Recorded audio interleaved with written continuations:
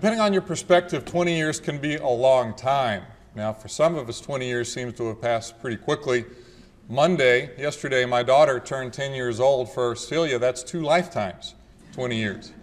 But you think about all the different changes in agriculture over the last 20 years, and those who were in Class 1 had a very different experience than the current students in the Focus Agriculture program.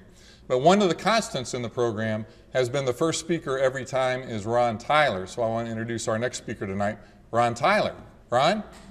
Well, I think most of you realize that things have changed over 20 years. I've gotten a little older, and the Class 1 people look a little older too.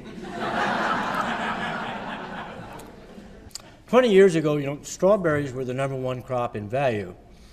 It's followed by lettuce and roses, apples, and raspberries.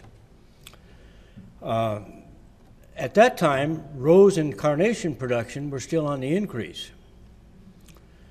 Well, and the gross value for crops in 1989 was $170 million, which is a high point for Santa Cruz County 20 years ago. So just remember, $170 million. Now, we have strawberries still at #1 as far as value goes. And last year, their value dropped a little bit. It got down to $160 million, and as opposed to the year before, 2007, when it was almost $197 million. That's quite a bit more than the total ag was worth 20 years ago. Well, raspberries are now #2. We follow that with miscellaneous vegetables, cut flowers and landscape plants, and miscellaneous vegetables. Well, what are some of these changes besides just the order of the top 5 that I just gave you there? Some of the biggest changes in production over the last 20 years have been the decrease in apple production by over 50%. The acreage is over 50%. We've had an increase in strawberry acreage of about a little over 30%. Of course, one of the bigger increases was in raspberries that have increased in acreage by over 75%.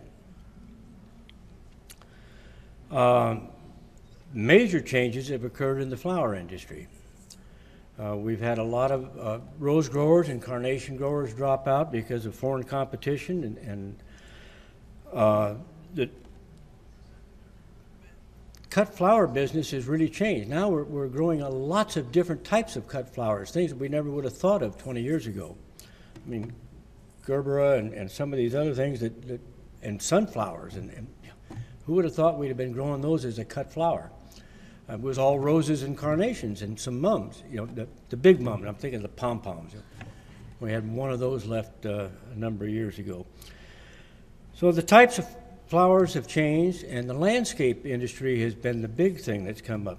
The nursery business for transplants, for the vegetable industry, then the little potted transplants that you buy at the nursery to take home and plant in your garden. These have taken over, and the whole general landscape plant deal has really increased over the last 20 years, and it's now a major part of our crops. So it's a very different industry today. Also, there's been a big increase in the production of organic fruits and vegetables. Another crop that's coming in that was an old crop, really, is blueberries. Now, back in the 50s, we had commercial blueberry production up in Scotts Valley, all completely enclosed in netting to keep the birds out. And they went out as Scotts Valley developed, and now we're seeing a resurgence in blueberry production with a number of new plantings in the Pajaro Valley. And good luck on the birds. I've been growing blueberries in my yard for about, 15 years or so, or maybe longer, but I enclose mine in netting. In fact, most of my vegetable garden is in netting because we attract birds to the yard, and that's the only way I can get a lettuce crop up and several other things. Well, there's been a few other changes in technology as well. If you drive through the Pajaro Valley, you'll see all these hoops with plastic over them, and that's really been a recent change over the raspberries and blackberries. The first few classes didn't get to see those or talk about them. And I like to quote Kirk Schmidt when he said, you know, you look at those in a windstorm. They look like a bunch of caterpillars having a sex orgy.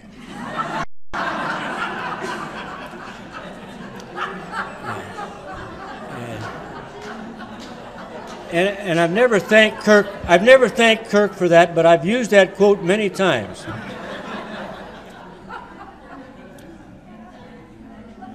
Well, there's hoops all over the valley now.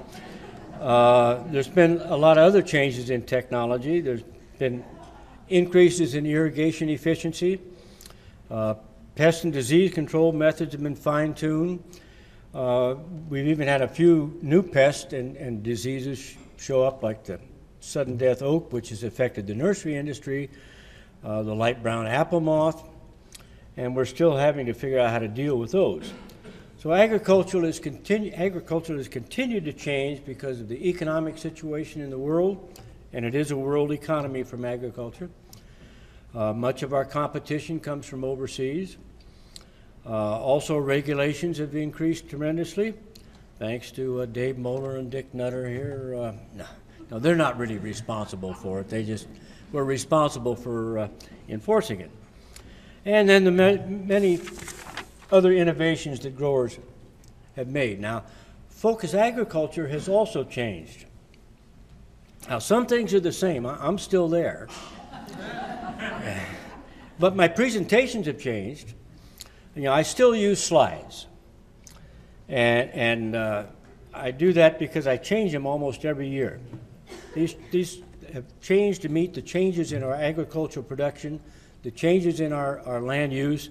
I've tried to go up about every 2 to 3 years and do another flyover to show the changes, particularly around Watsonville, the changes in land use, the urbanization pressures.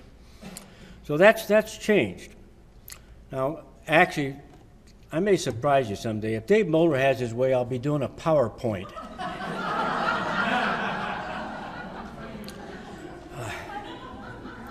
I don't know. I won't promise it. We've gone through 2 videos, and we are working on a third one, believe it or not.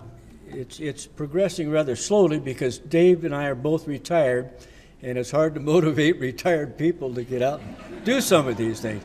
But that is one of our goals, to have a new video on Santa Cruz County's agriculture.